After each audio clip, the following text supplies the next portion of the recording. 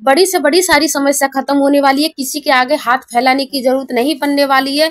20 तारीख को मंगलवार की रात को आपको सिर्फ इस तरीका से हनुमान जी के आगे पूजा करनी है। 1 साल का आपको भरपूर फल मिलने वाला है सिर्फ एक दीपक दान। सभी को सीताराम, जय बाबा की। तो जैसे आप सभी को पता है कि जेठ का महीना चल रहा है और जेठ के महीने में हमें पूरे दान पुण्य करने हैं, जिससे साल ते साल हमें इसका लाभ बहुत ज्यादा ही भरपूर मिलने वाला है। और इसमें 5 मंगल और 5 शनिवार ही बहुत ही शुभ बैठ रहे हैं। तो हमारा एक मंगलवार निकल चुका है, तो ये 20 तारीख का ये हमारा दूसरा मंगल पड़ रहा है। तो 20 तारीख को मंगलवार की रात को आपको इस तरीका से हनुमान जी की पूजा करते हैं तो आपको कोई भी नहीं रोक सकता आपके कार्यों को पूरा होने से। आपकी बड़ी से बड़ी समस्या बिल्कुल जड़ से खत्म हो जाएगी। आपको किसी के भी आगे हाथ फैलाने की कोई जरूरत नहीं पड़ेगी। आप जो भी चाहते हो आपको वो सब कुछ मिलेगा। हारी से, बीमारी से, पैसे से, धन दौलत से, इज्जत शौहरत, सब कुछ मिलने वाला है आपको। सब कुछ सिर्फ आपको इस तरीका से पूजा करने से। इसमें आपको कुछ भी खर्चा आने वाला नहीं है। आपको कच्चा सूत धागा लेना है और अपने ऊपर से इसको नापना है। अपने नाप के साइज की इसकी बाती बट के बनानी है आपको। अगर आपके घर में कोई आपके बच्चा या आपके घर वाले सास ससुर जो भी बीमार है तो आप उनके ऊपर से भी इस बाती को उतरवा लीजिए, उनके ही हाथ से ही फिर आप कर सकती हैं। इस बाती को आप देखिए इस तरीका से भी बट सकती हैं। इसे मतलब छोटा भी कर सकते हैं, इसे दुल्लर करके, और या इसे लंबा करके भी इसे दीपक में जला सकते हैं। तो मैं आपको एक बात और बता दूं, आपको ये 5 या 3 या 2 मंगल नहीं करना है। अगर आप इस मंगल को कर सकते हैं, इस मंगल को नहीं कर सकते तो शनिवार को कर सकते हैं। शनिवार को नहीं कर सकते तो फिर जो एक और मंगल आएगा तीसरा, उसको कर सकते हैं इसे। तो आपको इस बाती को बटने के बाद आपको हनुमान जी का अगर आपके पास फोटो है तो फोटो के ऊपर से आपको 5 या 7 दफे उतार लीजिए। लेकिन मेरे पास मेरे हनुमान बाबा की मूर्ति है तो मैं बाबा के ऊपर से उतार लूंगी। तो मैंने आपको बताया 5 या 7 दफे इस बाती को बाबा के ऊपर से ही उतारना है। उतार के जब अपने घर में इसको लगाना है दीपक में को। अब आप ये कहेंगे कि अपने ऊपर से उतारनी बताई थी, तो पहले अपने ऊपर से उतारनी है इसे। अपने ऊपर से उतारने के बाद जब हनुमान जी के ऊपर से इसे उतारना है। तो देखिए अब हमें इसे इस तरीका से दीपक में लगाएंगे। मैं आपको रख कर बता रही हूँ, लेकिन अभी फिलहाल हम इसे घी में डालेंगे। तो आपको देसी घी लेना है, इसमें सरसों का तेल लेना नहीं है, ना तो आपको तिल का तेल ना चमेली का तेल। और देसी घी में भी आपको इसे इस तरीका से डालना है जितनी जी इसमें आराम से डूब जाए, उसके बाद इसे निकाल लीजिए। लेकिन इस बात का ध्यान रखना है, दीपक में आपको घी नहीं डालना है। कटोरी में जितना घी है उसमें ही इसे भिगोकर जब रखना है। इसमें अब हमें सिर्फ 2 लौंग डालनी है, बाकी इसमें घी नहीं डालना है। इस बात का ध्यान रखना है, क्योंकि ये बाती सिर्फ ऐसे ही जलेगी। और देखना ये बाती कितनी तेजी से जलेगी, क्योंकि आपके ऊपर से उतरी है, उसके बाद फिर हनुमान जी के ऊपर से उतरी है। तो हनुमान जी ने आपके सारे संकट, सारी विपदाएं, सारी समस्याएं अपने ही ऊपर ले ली हैं। और फिर आपको लेना है चावल। आप जो सोचेंगे आप चावल का क्या करना, तो चावल का लेना है हमें आसन। क्योंकि हमें हनुमान जी को अपने घर पे बुलाना है ना, अपने सारे संकट मुसीबतों को कटवाना है, तो उसके लिए हमें हनुमान जी को आसन देना पड़ेगा ना। जब हम हमारे यहाँ कोई रिश्तेदार आता है तो हमें कुर्सी वगैरह देते हैं, उसे बैठने के लिए कहते हैं, तो इसलिए हमें हनुमान जी के लिए आसन डालना पड़ेगा। आसन का मतलब आपको चावल लेने हैं, अब बाबा के सामने चावलों को रखना है और हनुमान जी से कहना है, हे हनुमान जी मैंने आपके लिए आसन लगाया है, और इस आसन पर आकर विराजमान होजिए और हमारे घर के संकटों को बीन बीन कर बिल्कुल काट दीजिए। ऐसा कौन सा कार्य है जो आप नहीं कर सकते हैं हनुमान जी। इस तरीका से बोलते रहिए और आसन इनका लगा दीजिए। फिर आपको सिक्का लेना है 10 का। 10 का सिक्का आपको इस तरीका से ही लेना है। आप इसी को रख दीजिए। इसके ऊपर फिर हमें अपना दीपक रखना है। अब हमारे हनुमान जी यहाँ पर विराजमान हो गए। अपने मन में यही लेकर आना है कि हमारे सामने हमारे हनुमान जी बैठे चुके हैं आसन पर। अब हम इसमें 2 लौंग डालेंगे। तो लौंगों को हमें उतारना नहीं है, सिर्फ ऐसे ही डालना है लौंग। तो इन दोनों लौंगों को हम इसमें दीपक में डाल देंगे। तो मैं आपको बता देती हूँ, ये शाम को ही करना है। शाम को आपको कै बजे करेंगे तो ये सब कुछ मैं अभी आपको आगे चलकर बताने वाली हूँ। तो आपको 1 लोटे में आपको जल रखना है हनुमान जी के लिए, और हनुमान चालीसा की किताब लेनी है आपको। और हनुमान चालीसा के कितने पाठ करने हैं आपको? 5 पाठ कर लीजिए हनुमान चालीसा के। 5 पाठ तो आपको करने ही करने हैं। और आपकी श्रद्धा है, अगर आप 7 करना चाहें, लेकिन हाँ 5 से ऊपर ऊपर ही करोगे तो अच्छा रहेगा आपके लिए। तो देखिए यहाँ पर हमारे हनुमान जी विराजमान हो चुके हैं। तो आपका जो भी कार्य है, जो भी मुसीबत है, यहाँ पर हाथ जोड़कर और शांति से, सच्ची भक्ति से हनुमान जी के चरणों में रख दीजिए। उसके बाद दीपक को जलाइए।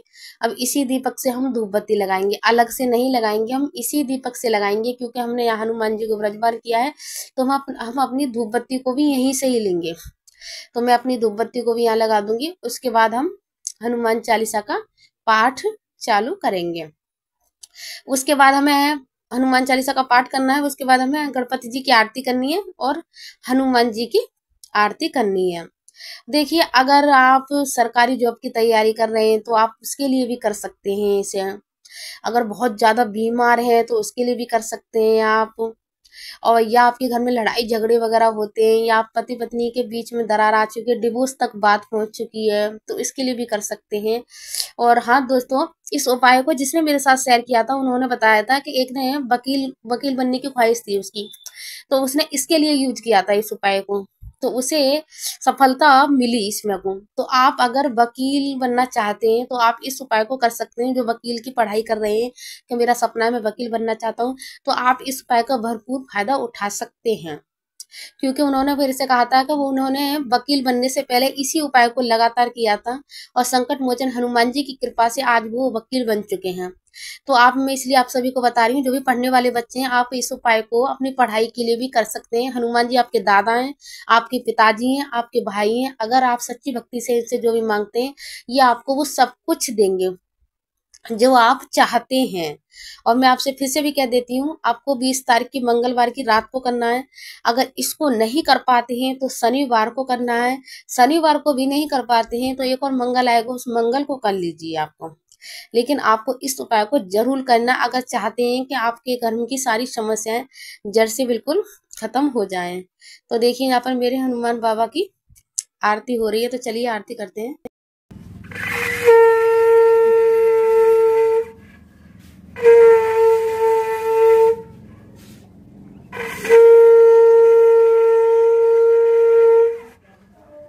आरती होने के बाद इस लोटे के जल को हम अपने बाबा को पानी पिलाएंगे, और उसके बाद हम इसे हाथ में लेंगे, और हाथ में लेने के बाद हम इस दीपक के आसपास लकीर गोला खींचेंगे इस जल से। हमारे कार्य को जल्दी से जल्दी पूरा करें, और हनुमान जी हमारा कार्य पूरा करने के बाद अपने आसन को ओर पधारें। इस तरीका से आपको 5 या 7 दफे यहाँ पर अपने पैर छूने हैं, यहाँ से बार बार अपने माथे पर और कान पे को लगाना है। क्योंकि हमने हनुमान जी को उनके आसन से अपने घर आसन दिया था, और अपने कार्य को उन्हें सुनाया था। अपनी विपदा, अपने संकट, अपनी पीड़ा उनसे हमने उनके चरणों में रख दिया।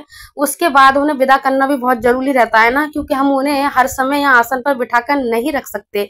उसके बाद आपको लेना है खरबूजा या तरबूजा, क्योंकि जेठ का महीना चल रहा है, तो इसमें बहुत ज्यादा ही दान पुण्य बहुत ज्यादा माना जाता है। तो मैंने यहाँ एक खरबूजा लिया है, जो हनुमान जी को प्रसाद के तौर पर चढ़ाया है, और इसे मैं सुबह को किसी गरीब गरबा को या मंदिर में पंडित जी को दे दूंगी, इसे चढ़वा दूंगी।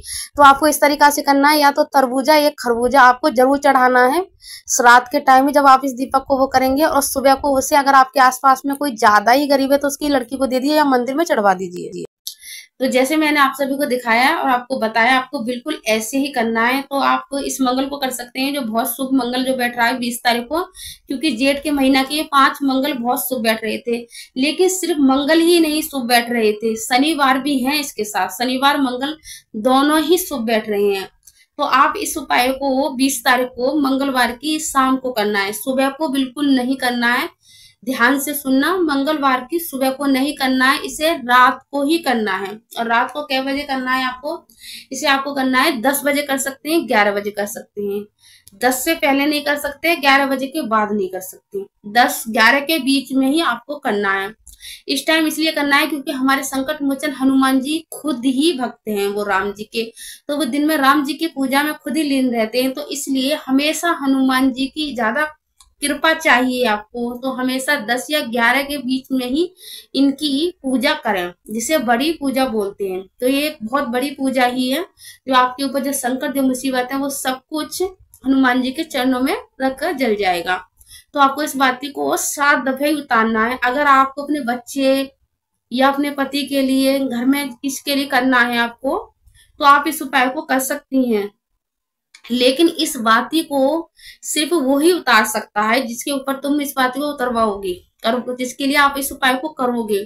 तो इस बाती को वो खुद अपने हाथ से ही उतारेगा। जैसे आपके बच्चे हैं या आपके पति हैं, तो आप मतलब पूजा, हनुमान चालीसा का पाठ वगैरह ये सारी तैयारी आप खुद ही कर सकते थे, लेकिन बाती को उनके हाथ से ही उतरवाना कि वो अपने ऊपर से खुद ही बाती उतारें। इस चीज का आपको ध्यान रखना है आपको। और हनुमान चालीसा के पाठ के ऊपर आप 7 पाठ भी कर सकती हैं, 5 पाठ भी कर सकती हैं, ये आपकी श्रद्धा है, आपके ऊपर है। तो मैंने आपको बता दिया है 10 और 11 इसके ही बीच में आपको करना है। और इसमें ना तो सरसों के तेल का यूज करना है, ना तिल के तेल का, आप देसी घी का ही यूज करना।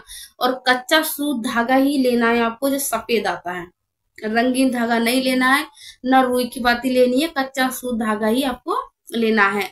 और 1 लोटे में जल रख रहा है, जो मैंने दिखाया था 1 लोटे में जल, वो हनुमान जी के नाम का रखना है, जिसे हमें बाद में दीपक के आसपास डालना है।